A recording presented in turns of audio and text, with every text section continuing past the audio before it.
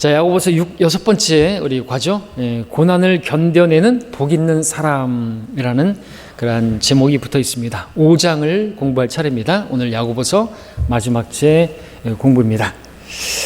자, 11절 대표 구절이죠. 보라, 우리는 견뎌내는 자들을 복 있는 사람들로 여기나니 너희가 욥의 인내를 들었고 또 주의 결말을 보았거니와 주는 인정이 심히 많으시고 자비로우시니라 기록하고 있습니다.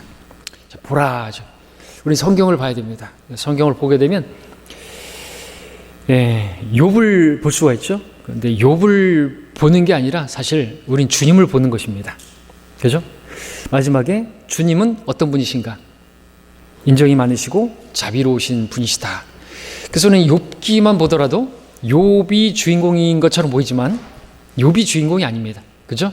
우리는 이 말씀을 통해서 욥기든 그것이 시편이든 그 다윗의 어떤 그런 기록이든 솔로몬의 기록이든 거기서 누구를 볼 수 있냐니까 그렇게 부족하고 그렇게 형편없고 그렇게 모자라고 그런 사람임에도 불구하고 그런 야곱임에도 불구하고 그런 아브라함임에도 불구하고 하나님께서 자상하게 돌보시고 그들에게서 어떤 손을 거두지 않으시고 포기하고 그냥 버리시지 않으시고 선하심과 자비하심으로 평생 동안에 인도하신 그 주님을 자비로우시고 인정이 심히 많으신 우리 주님을 발견할 때 우리는 성경이 주는 인내와 위로로서 소망을 얻게 되는 것이죠. 그렇죠? 주님은 버리지 않으시는 거예요. 구원의 영원한 보장뿐만 아니라 하나님께서 제가 조금 전에 기도했던 것처럼 우리가 자백하면 하나님께서 용서하시고 우리 기도를 들어주시고 다시금 또 인도하시고 일으켜주시는 주님을 우리가 발견할 때 힘을 얻게 되는 것이죠. 우리 하나님은 이거 해 저거 해 안 하면 없애버리겠어 다리몽둥이 부러뜨리겠어 그러시는 분 아니라는 거죠. 목덜미 해가지고 막 그렇게 다른 얘기하면 안 되는데 자, 주제로 가겠습니다. 첫 번째 주제입니다. 고난을 견디는 환난 성도들 그랬습니다. 자, 야고보서 우리가 잘 알고 있죠. 그 수신자가 누구이고 또 바신자가 누구이고 자, 고난을 견디는 환난 성도들, 바로 대환난 때의 성도들을 향한 그러한 장이 계속 이어지고 있습니다. 야고보서 5장, 바로 그리스도의 재림에 관한 장이라는 사실을 우리가 곳곳에서 그리고 그 재림이 임박하기 전에 있을 우리 대환난 때의 성도들에게 주어지는 정말 인내가 필요함을 보여주고 있는 교리적인 위치를 발견할 수 있어야 되는 거죠. 그 5장에서 특별히 7절에서 보면 주께서 오실 때까지라는 표현이 바로 주님의 재림에 관한 장이라는 것을 볼 수 있고 17절에서 또 여러분 3년 6개월이라는 단어가 나오죠. 엘리야 사역, 주님께서 이제 다시 그 재림 전에 엘리야가 올 것이라고 했는데 그 엘리야가 이제 초림 때는 그 엘리야가 누구예요? 침례 요한이었잖아요. 그죠? 다시 이제 주님께서 오실 때 전에는 엘리야를 보내신다. 그가 오서 이제 두 증인으로서 1260일 한때와 두때 반때 그리고 42달 그리고 3년 6개월 같은 다 표현이죠. 그래서 후 3년 반 바로 대환란 후 3년 반 예언할 것이고 사역할 것임을 보여주는 것이죠. 그리고 주님께서 재림하시게 될 것입니다. 자, 야고보서 5장에서는 모든 부자들에 대한 언급이 우리 야고보서 1장 11절이라든지 2장 6절 7절에서 봤던 것처럼 부정적이죠. 저주를 당하고 있습니다. 왜 그렇습니까? 대환란 때는 짐승의 표를 받지 아니하고서는 절대로 가난을 벗어날 수가 없기 때문이죠. 부자가 됐다는 것은 뭔가 불의와 타협했다는 것이고 악과 타협했다는 것이죠. 손을 잡았다는 거죠. 그러한 그 언약을 맺었다는 것이죠. 자, 5장 6절에 보시면 5장 6절에 그 의인이 나오죠. 너희가 그 의인을 정죄하고 죽였으나 그분은 너희에게 대항하지 아니하시느니라. 자, 이 말씀만 보게 되면 의인은 누구예요? 죄인들에게 죽임당하신 예수 그리스도께 적용되죠. 그럼에도 털 깎는 자 앞에 말이 없듯이 대항하지 않으시고 욕을 욕으로 갚지 않으신 우리 주님에게 적용이 되는 것입니다. 자, 그럼에도 불구하고 대환란과 관련해서는 이 문맥을 보게 되면 그 4절에 나오는 그 품삯이 소리 지른다 이렇게 했는데 바로 품삯을 사취당한 그 일꾼에 적용이 되는 것이에요. 그래서 우리가 알 것은 1절 그리고 2절에서 그리스도인 부자들은 없습니다. 5절 6절에서도 마찬가지입니다. 자, 문맥은 말씀드리고자 하는 것은 결코 지금의 교회 시대가 아니라 주께서 오실 때 곧 재림의 때에 맞춰져 있다라는 사실을 다시 한번 기억할 필요가 있다라는 것이죠. 자, 그 다음 주제가 뭡니까? 대환란 때 부자들을 향한 저주에 대해서 1절부터 8절까지가 쭉 나오고 있죠. 부자들은 1절의 말씀에 따르면 울고 통곡해야 되는 것입니다. 끝이 안 좋아요. 그죠? 여러분들 그 누가복음 16장의 부자도 어떻습니까? 이 땅에서는 그가 아주 호의호식하고 웃고 즐겼을지 모르겠지만 지옥에서 울고 통곡하지 않습니까? 마찬가지라는 거죠. 대환란 때도 그들이 그 환란 동안에는 웃고 즐기고 짐승의 표 받아가지고 뭐 거래하고 하면서 잘 먹고 잘 살지 모르겠지만 그 마지막은 어떻게 되는 것입니까? 비참하게 되는 것이죠. 자, 울고 통곡하고 애국하는 건요, 대환란과 관련된 그러한 표현인 것이죠. 대환란과 관련된 표현입니다.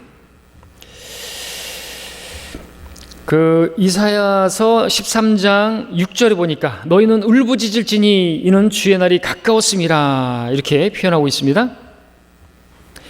그리고 이사야 14장 31절 보니까 오 성문이여 통곡하라, 오 성읍이여 부르짖으라 이런 표현을 하고 있습니다.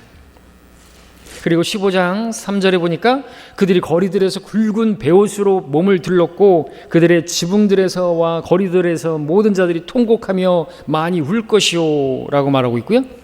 그리고 예레미야 4장 8절에서는 이를 인하여 너희는 굵은 베옷으로 두르고 애국하라, 이는 주의 맹렬한 분노가 우리에게서 돌이켜지지 아니하였습니다. 자, 말씀들이 바로 이스라엘과 관련해서 하나님이 진노하시고 이제 대환란 때 바로 이 부자들에 대한 이 경고로 지금 성경은 짝이 있는 것이죠. 울고 통곡하고 애통하고 이런 부분들이 그렇다라는 것이죠. 자, 부자들 그들의 재물은 어떤 것입니까? 썩었습니다. 그 의복은요, 자주 세고 겉옷을 입고 막 그래도 좀 먹었고 썩은 것이라는 것이죠. 그들의 금과 은조차도 녹슬었습니다. 캔커드 이것도 역시나 썩었다라는 말이죠. 부패했다라는 거죠. 부식됐다라는 것이죠. 자, 근데 그 녹이 그들의 살을 먹을 것이고 그들의 재물은 마지막 날들을 위한 재물이다. 마지막 날들 역시나 이것이 대환란 문맥이라는 거, 그때 적용되어진다는 거, 재림 전이라는 것을 우리가 또 알 수 있는 말씀이죠. 자, 근데 금과 은 같은 그 귀한 물질들이, 그 재물들이 암에 걸리고 그 암세포가 사람의 살로 옮겨지면서 사람을 파멸로 이끈다는 식의 이 표현을 보면 아주 매우 흥미롭죠. 이것은 대환란 때 부자들에게 바로 금과 은 같은 재물이 복이 아니라 저주가 된다라는 것을 분명히 경고하고 있는 것입니다. 그래서 주님께서 누가복음 12장에서도 사람의 생명이 소유한 것의 풍부함에 있지 않다. 그래서 우리가 하나님과 재물 사이에서 분명히 우리도 마찬가지죠. 우리 그리스도인들도 그 돈에 많은 사람들이 돈 때문에 주님을 버렸어요. 뭐라고 할지라도 모든 악의 뿌리는 돈인 거예요. 자기 이익이죠. 그것을 위해서 주님을 버리는데 우리도 경고를 분명히 받아야 되겠죠. 교리적으로 대환란 때는 구원을 받지 못하게 되겠지만 우리들은 상을 잃어버리게 되고 그 영혼에서의 영광과 바꿔버리는 그런 에서의 후회가 되는 것이기 때문에 정신을 차려야 하는 것입니다. 자, 그들의 재물은요, 사탄을 숭배해서 곧 짐승의 표를 받아서 얻은 재물인 거예요. 계시록 14장에서 보는 것처럼 그때는 사탄을 숭배하지 않고는 사거나 팔 수가 없죠. 먹고 살 수가 없는 거예요. 부자가 되기는커녕 말하자면 대환란 때 사탄을 숭배하지 않는 의인들은 정죄받아 죽임을 당하는 것이에요. 6절에서 그리고 계시록 6장 9절에서 그 죽임당한 혼들이 부르짖죠. 자, 부자들은 땅에서 쾌락 가운데 살면서도 그러면서도 등 따숩고 배부르면서도 자기 밭에서 추수한 일꾼들에게는 속임수로 품삯을 주지 않아서 그 추수꾼들의 울부짖음이 갚아달라고 만군의 주께 부르짖는데 그것을 듣게 되시는 것이죠. 4절에서 이 또한 재림에 대한 암시. 그래서 마지막 날들의 특징 중에 하나는 바로 근데 우리나라는 좀 얘기해야 되겠지만 이제 하여튼 노사에 간의 그 싸움, 그런 것들 있죠. 그런 것들이 이제 많이 나타나게 될 것이다라는 것이 하나의 증거입니다. 빈익빈 부익부 그런 현상들이 나타나는 것이죠. 자, 그다음에 또 이제 볼 것은 만군의 주, The Lord of Sabaoth, 구약의 히브리어 여호와 사바오스에서 해당하는 표현인데 사무엘상 1장 3절에서는 The Lord of Hosts라고 표기하고 있고요. 이 만군의 주라는 표현은 구약적인 표현입니다. 사복음서나 바울서신, 신약에서는 발견되지 않는 표현인데 야고보서에서 사용되고 있다는 것 자체가 또 우리가 알게 되는 것은 이 책이 바로 만군의 주, 만왕의 왕, 만주의 주로 오시는 예수 그리스도의 재림을 또 그거와 관련이 있다는 것을 암시해주고 있다는 것이죠. 다시 7절에서 주께서 오실 때 그분께서 바로 하늘의 군대들, 계시록 19장 4절에서 신말을 탄 바로 그 군대들, 그 군대들의 그 머리인 총사령관으로 오시게 될 것이죠.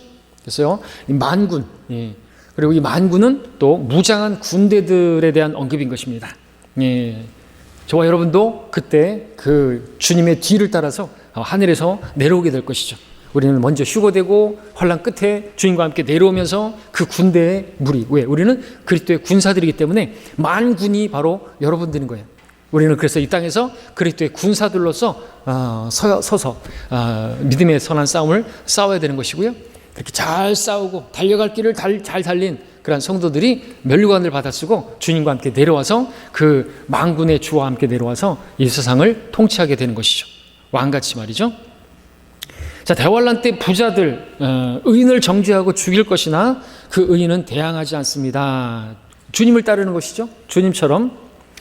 계시록에 보니까 짝이 되는 구절이 있죠. 그들이 어린 양의 피와 자기들의 증거한 말로 그들을 이겼으니 그들은 죽기까지 자기들의 생명을 사랑하지 아니하였도다. 그러니까 대항한 게 아니에요. 오늘날 기독 교계에서 뭐 나와가지고 뭐 정부에서 어떻게 하면 막 대항하고 나와가지고 뭐 어떻게 또 뭐 물러가라 안 한다. 자기들한테 해당하는 것도 아닌데, 근데 대환란 때는 어떻습니까? 직접 자기들에 해당하고 죽임당하고 하는데도 자기들의 생명을 사랑하지 않는다는 것은 그냥 목숨을 내어놓는다는 거죠. 그래야 생명의 면류관을 받기 때문에 그렇죠. 그래야지 구원이 또 보장되어지기 때문에 그렇죠. 자, 환난 성도들은 주께서 오실 때까지 인내하며 마음을 견고케 해야 되는 것이죠. 왜냐하면 주님의 오심이 가깝기 때문이다. 7절 8절에서 우리도 마찬가지죠. 주님의 오심이 가깝기 때문에 재림이 아니라 우리 공중재림, 바로 휴거가 가까워졌기 때문에 우리는 더욱더 정신을 차리고 깨어 있어야 되는 것입니다. 지금 언제 오실까요? 얼마 안 남았죠? 얼마 안 남았습니다.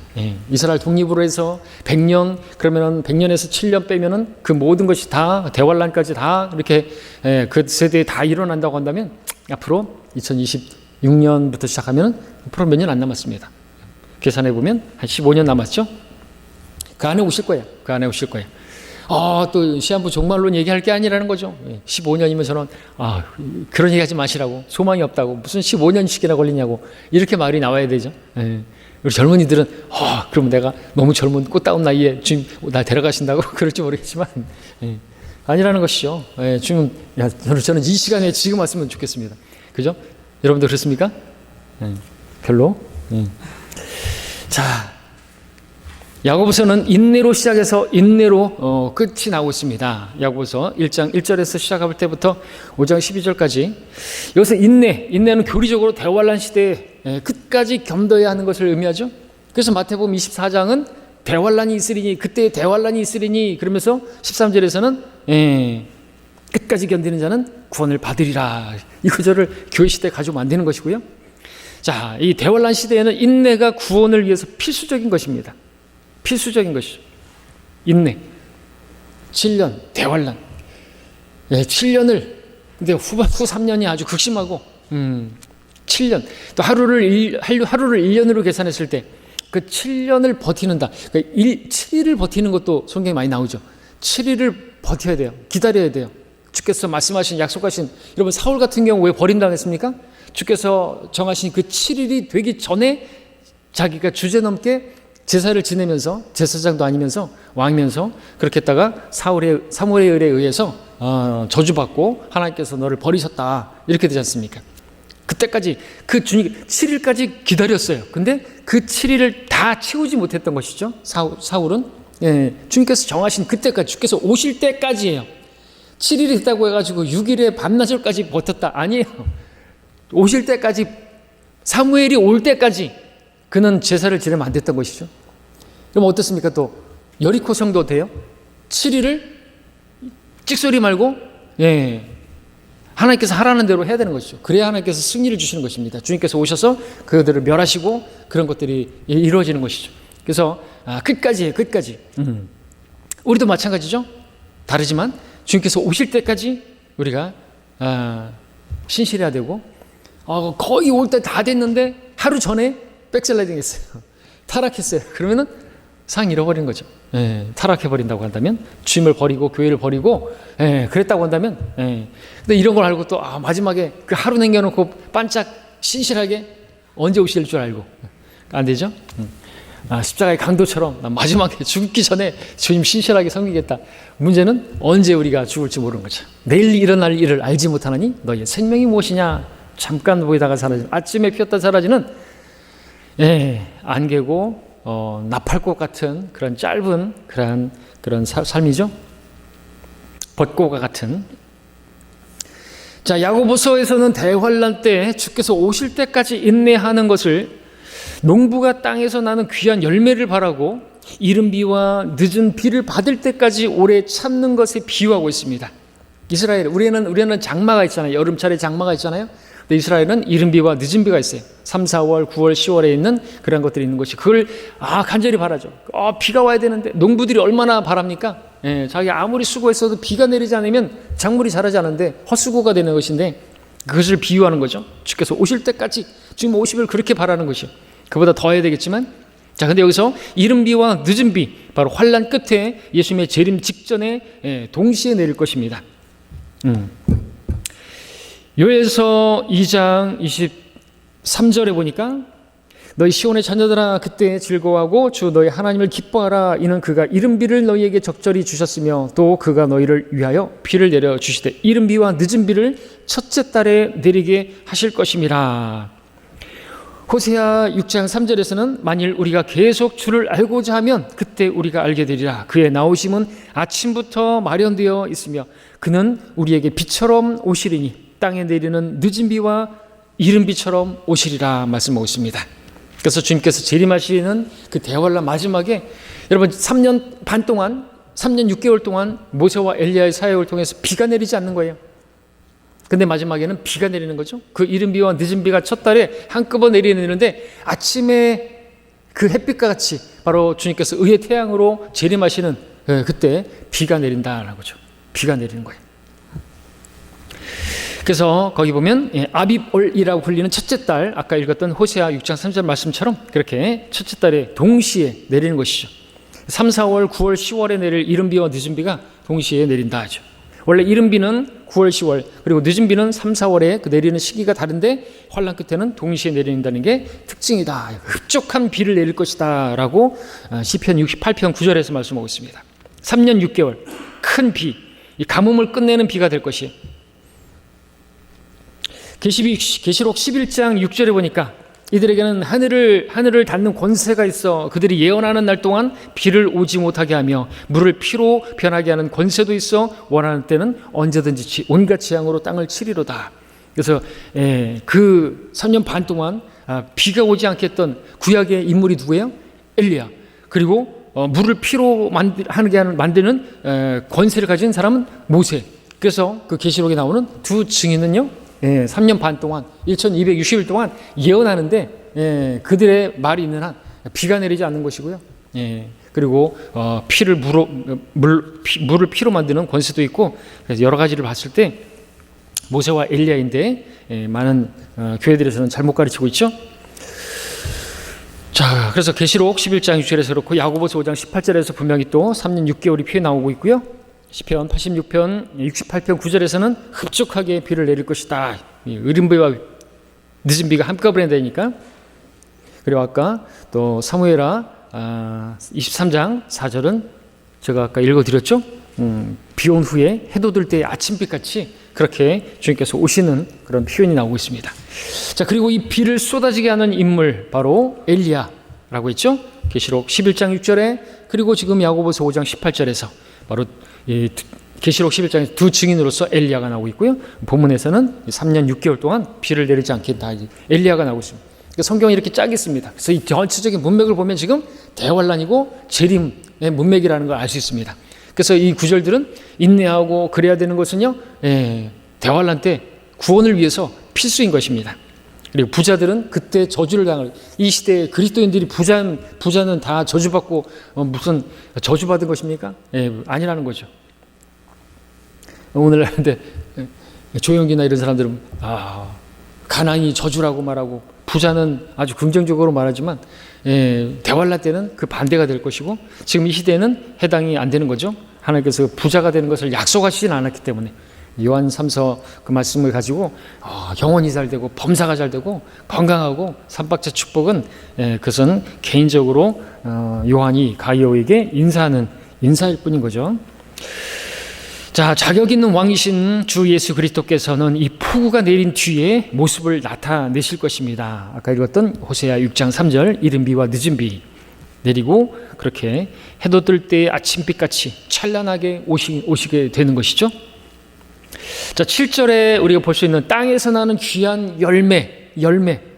예언적으로는 대환란 끝날 즈음 어린 양께 맺혀지는 첫 열매들, 계시록 14장 4절에 나오는 그 첫 열매들, 동정들로서의 유대인 환란 성도들을 말합니다. 교리적으로 이 유대인들은 계시록 14장 15절 16절에서 낫을 대어 거두시는 땅의 곡식으로 비유됩니다. 이 구절 한번 찾아보죠. 계시록 14장 4절과 5절과 6절은 같이 여기서 나오고 있으니까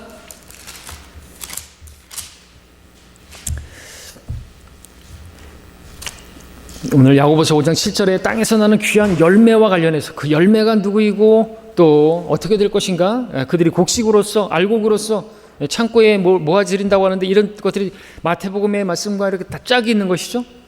계시록 14장 4절에 보니까 이들은 여자들과 더불어 더럽혀지지 아니한 자들이니 이는 그들이 동정들임이라.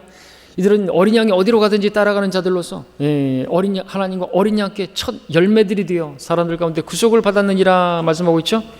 자, 이들이 바로 15절 16절에서는 인자께서 낫을 대어 거두시는 땅의 곡식으로 비유된다고 했습니다.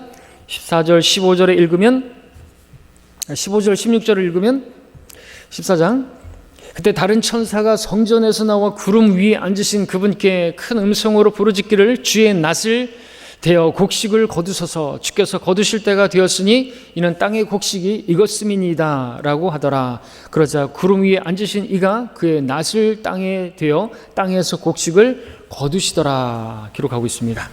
그렇죠? 그렇게 해서 이 곡식은 다시 교재를 보시면 이 곡식은요, 땅에서 거두어져서 이제 하늘에 창고 올라가는 거죠. 근데 이 곡식은 국제연합, 유엔을 말하는데 그 국제연합이라는 이 독보리가 마태복음 13장 30절에 나오는 이 독보리, 그들이 불태워지기 전에 그렇게 저 위쪽 창고로 곧장 올라가게 될 알곡임을 또 마태복음 3장 12절에서 보여지는 것이죠. 그러니까 알곡은 거두셔서 창고로 데려가시고 그리고 나머지는 쭉정이로 다 불태워버리신다. 스파냐서 3장 8절을 제가 읽으면 주가 말하노라. 그러므로 너희는 내가 일어나서 먹이로 삼는 날까지 나를 기다리라. 이는 내 결심이 민족들을 모으는 것임이니 내가 왕국들을 모아서 그들 위에 내 분노 곧 나의 분노의 모든 경로를 쏟으리라. 이는 온 땅이 내 질투의 불로 삼켜질 것임이라. 스파냐 3장 8절에서 주님의 결심이 뭐냐니까 주님께서 딱 그 결심한 것이 있는데 마지막에 하나님께서 그 모든 그 이방의 민족들을 모아서 그죠? 유엔 하나 모아 그들이 스스로 연합해서 그렇게 되는데 그것은 하나님께서 모으시는 것이다라는 거예요. 마지막에 10발가락 그죠? 그 느부갓네살 상상의 마지막 10발가락 그들이 연합해가지고 그게 주님의 결심이다라는 거죠. 만군의 주의 결심. 내 결심이 민족들을 모을 것임이라 그랬으니까 그것을 모으시는 분이 하나님인 거예요. 우리 그걸 알아야 되죠. 그냥 사람들이 자기들끼리 막 연합하고 막 모으는 거 그런 것처럼 보이지만 아니라는 것이죠. 마치 그 쓰레기를 처리하기 위해서는 한데 모으는 것이 필요하죠. 한꺼번에 모아가서 한꺼번에 불 살르듯이 그렇게 모아야 되잖아요. 여기저기 흩어져 있으면 여기 불 지르고 저기 불 지르고 얼마나 수고스럽습니까? 다 모으잖아요. 사람들도 다 모아서 한꺼번에 태우듯이 하나님께서도 그러신다는 거죠. 그게 주님의 결심이고 그래서 민족들이 연합하고 막 뭐 이렇게 하는 것도 다 하나님께서 다 주관하고 계시는 것을 우리가 알아야 되는 것이죠. 그죠? 예. 교회 안에서 어떤 일이 일어나고 또 어떤 사람들이 떠나가고 자기가 떠난 게 아니라 주님께서 쫓아내신 것이다 라는 것으로 우리는 또 그래서 믿을 수가 있는 것이죠. 하나님께서 하시는 것이기 때문에. 그리고 그들이 하나님의 말씀을 버렸기 때문에 하나님께서 쫓아내시는 거예요. 그죠? 그래서 우리가 하나님의 말씀을 배우는 거 아닙니까? 어떤 일이 더 일어났을 때, 목사에 대해서 어떤 이야기를 들었을 때 성경 뭐라고 말하고 있습니까? 두세 증인이 없이는 두세 증인이 없으면 상속 고소를 받지 말라고 그랬는데 그들은 그 말씀을 버렸잖아요. 말씀을 버렸어요. 그래서 주님께서 그들을 버리시는 거예요. 그렇게 이해할 수 있어야 되는 거예요. 그 목적으로 주님께서 우리에게 말씀을 가르쳐 주시는 거예요. 근데 문제는 그 상황이 되면 그 사람들이 그 말씀을 기억하지 않는다는 거죠.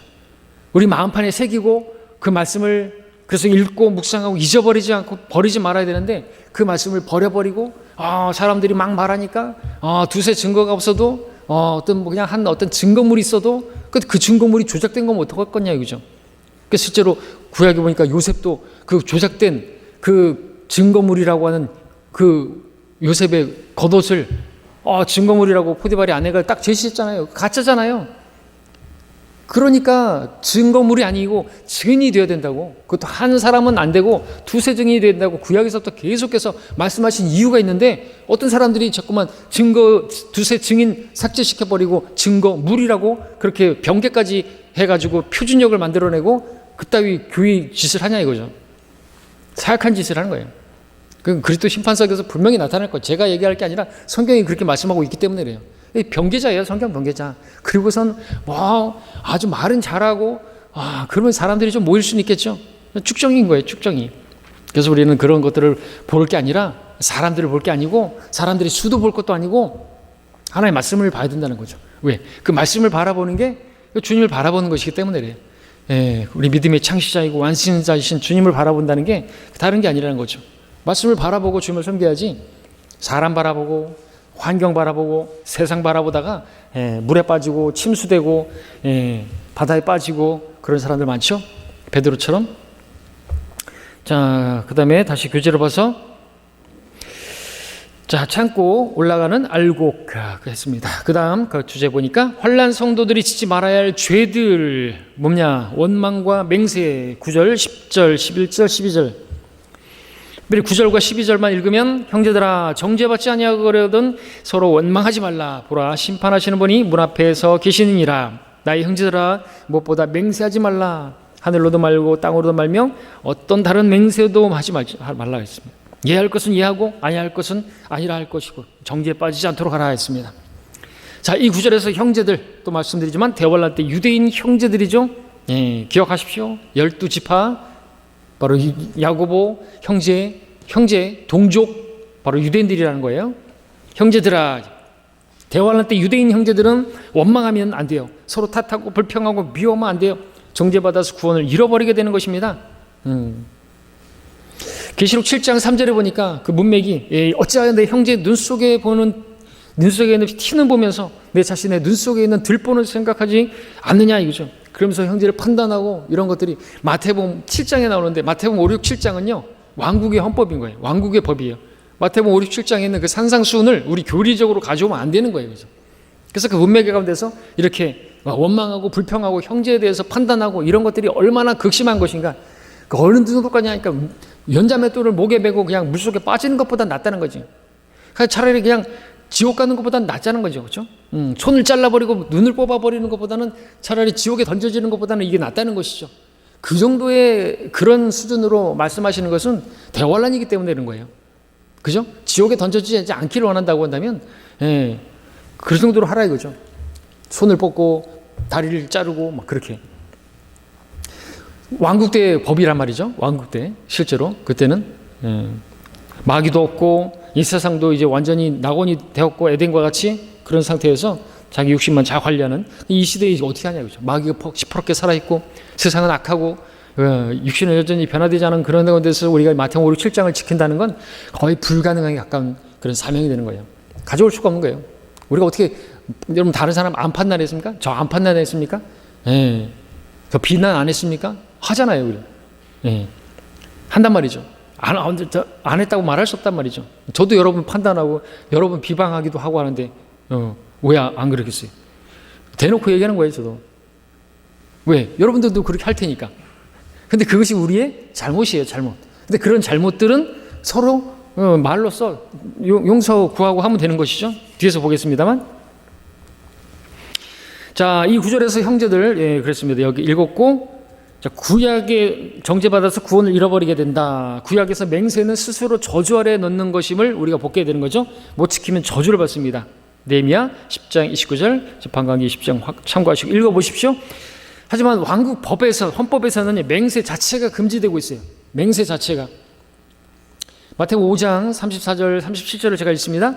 나는 너희에게 말하노니 아예 맹세하지 말라. 하늘로도 말지니 이는 그곳이 하나님의 보좌이며, 땅으로도 말지니 이는 그곳이 그분의 발판이며, 예루살렘으로도 말지니 이는 그곳이 위대한 왕의 도성입니다. 내 머리로도 맹세하지 말지니 이는 내가 머리카락 하나라도 희거나 검게 할 수 없니. 너희는 예는 예로 하고 아니오는 아니오라고 하라. 그 세상에서 나오는 모든 것은 악한 것에서 나온 것이다 그랬습니다.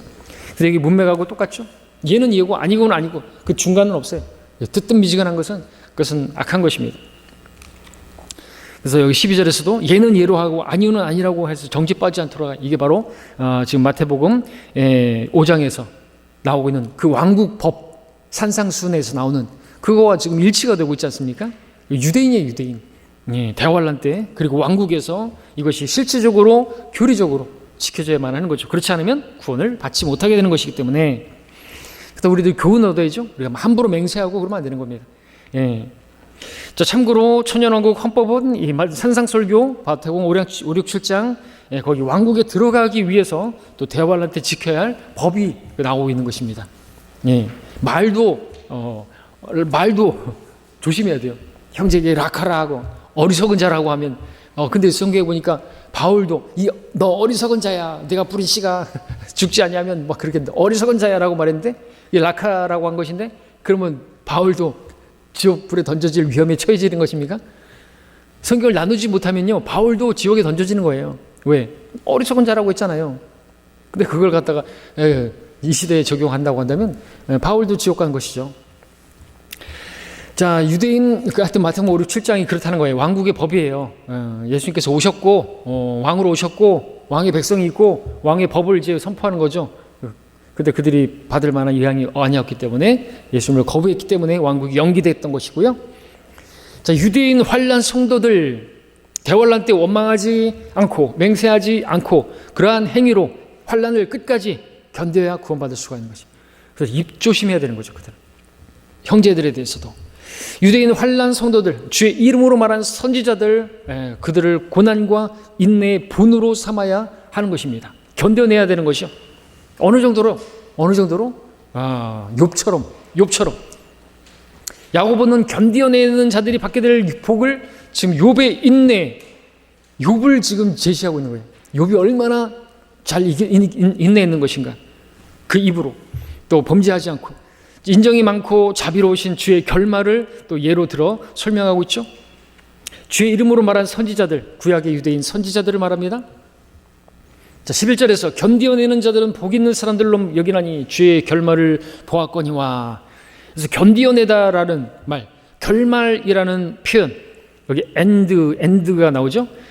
끝까지 견디는 자는, 그래서 끝, 엔드입니다. 그래서 모두 대환란의 표현이에요. 대환란 9절에서 지금 욥이 선별되고 있는 이유는, 여러분 재미있는 것은 욥기는 몇 장이에요? 42장. 대환란은 언제예요? 42개월. 그렇게 해당되기 때문에 그러고요. 계시록 2장에 11장에 보면 또 욥의 이름 자체가 박해받는 자라는 뜻이기 때문에 그렇습니다. 그리스도 하에서 그 유대인들이 박해받는 그 모습을 보여주고 있죠. 사탄에게 박해받은 욥은 대환란 때 사탄에게 직접 박해받는 이스라엘을 예표하는 것입니다. 계시록 12장, 바로 그것은 교회도 아니고 바로 이스라엘입니다. 욥은 장차 유대인들이 박해당할 에돔 땅 우스에 살았던 사람이기도 해요. 하나하나가 참 놀랍지 않습니까? 우스에 거했던.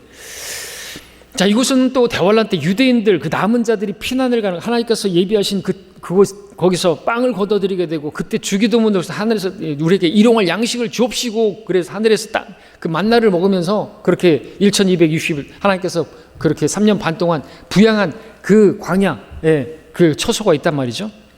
페트라.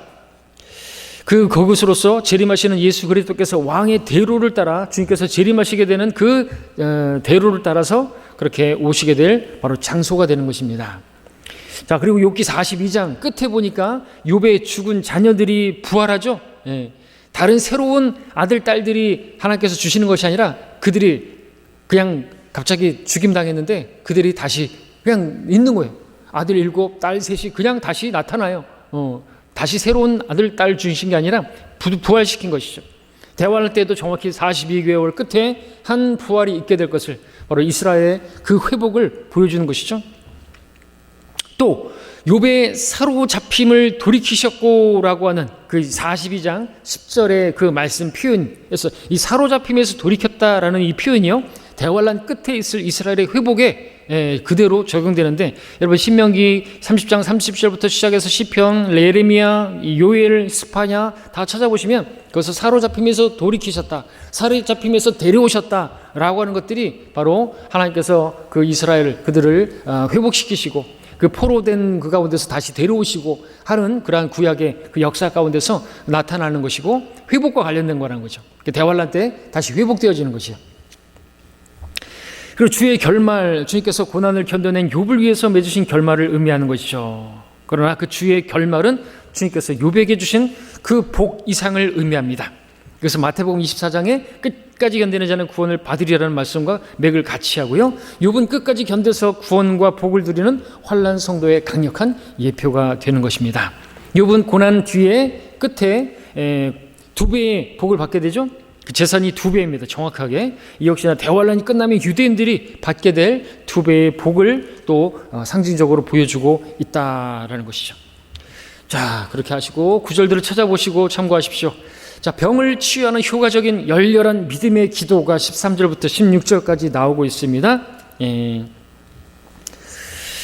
너희 가운데 고난받는 자가 있느냐? 그는 기도할 것이요. 즐거워하는 자가 있느냐? 그는 시로 노래할지니라. 너희 중에 병든 자가 있느냐? 그는 교회의 장로들을 청할 것이요. 장로들은 주의 이름으로 그에게 기름을 붓고 그를 위하여 기도할지니라.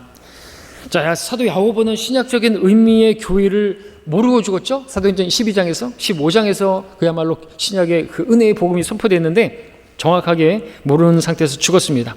자, 14절에서 지금 가리키고 있는 이 교회가 나오고 있는데, 이 교회는요 지금 우리 교회를 말하는 게 아니에요. 그래서 유대인 회당에서 경배드렸던 그 모임을 말하는 거죠.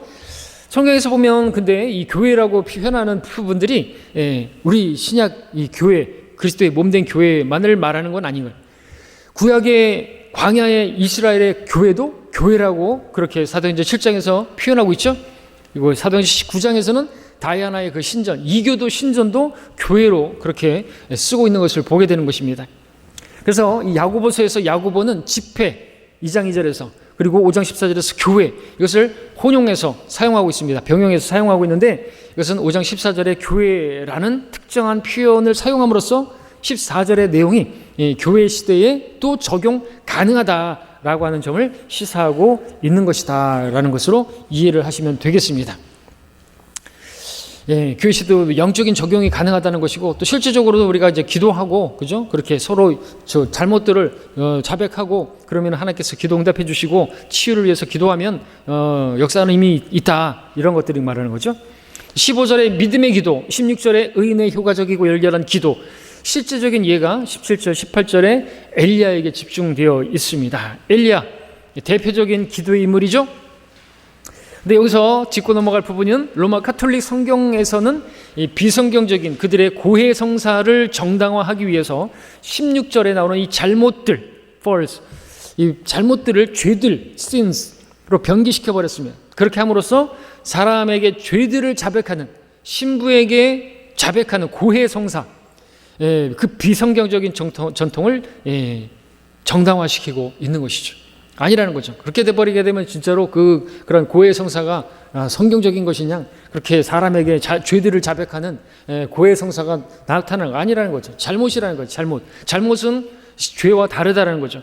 이 잘못들은 구원받은 그리스도인이 되고 난 이후에도 여전히 남아있는, 곧 이전부터 내면에 잠재했던 일종의 성질, 기질, 성벽 같은 것으로서 그것을 방치하게 되면 죄로 이어질 소지가 다분히 있는 내면적 결함, 흠을 말하는 것입니다. 게으른 성향이라든지 부실한 판단력이라든지 사려 분별의 부족이라든지 중독적인 취향이라든지 특정 사람의 상황에 대한 반응, 무례함, 무관심, 쉽게 불만을 터뜨리고 이런 것들 있지 않습니까? 그래서 제가 아까도 말씀드렸던 것처럼 제가 여러분들을 막 비난하고 판단하고 비방하고 막 그런 일도 있어요. 그거 제 잘못이에요. 제 기저일이죠. 여러분들도 저에게 대해서 그럴 수도 있어요. 이제 그런 부분들이 있다 한다면 하나님 앞에 자백하고 또 그런 부분을 내가 알았다 그러면 형제 자매들한테 가가지고 내가 아까는 말 실수했다고 그렇게 말을 하고 서로 그렇게 용서를 구하는 것을 말하는 것이지 어떤 신부에게 가가지고 죄들을 자백하라고 뭐 고해성사라는 그런 말이 아니다라고 하는 것을 아셔야 한다라는 거죠.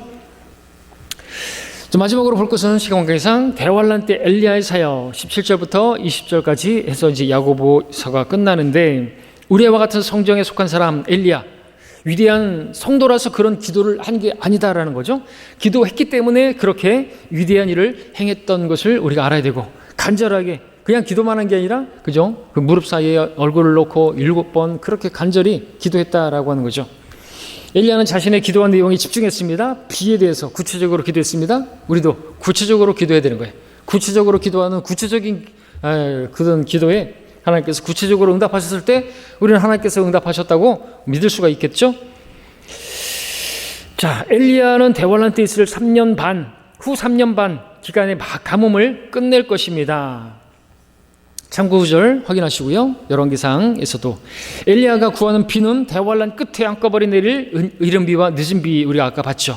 엘리야는 대환란 때 유대인 형제들 바로 그들의 잘못된 길에서 돌아서게 할 것입니다.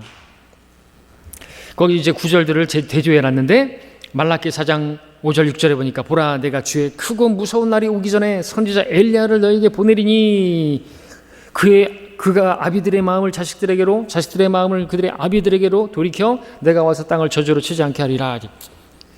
그래서 그들의 잘못된 길에서 돌아서게 하는 엘리야의 사역 보게 되죠.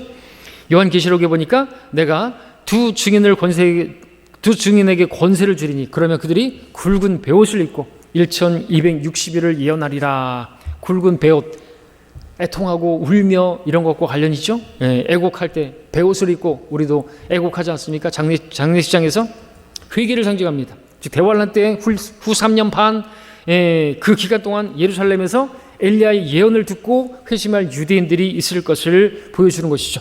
야고보서 5장 20절은 대환란 때 진리를 떠나 과오를 범할 유대인 개개인의 회심을 예언하고 있다라고 하는 것입니다.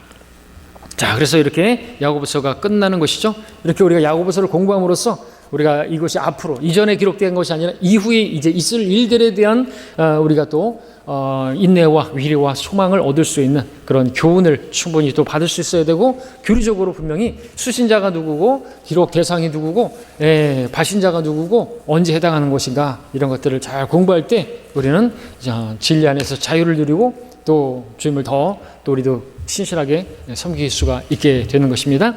자, 이것으로 야고보서를 마치고요. 다음 시간에 다른 주제로 또 공부하겠습니다.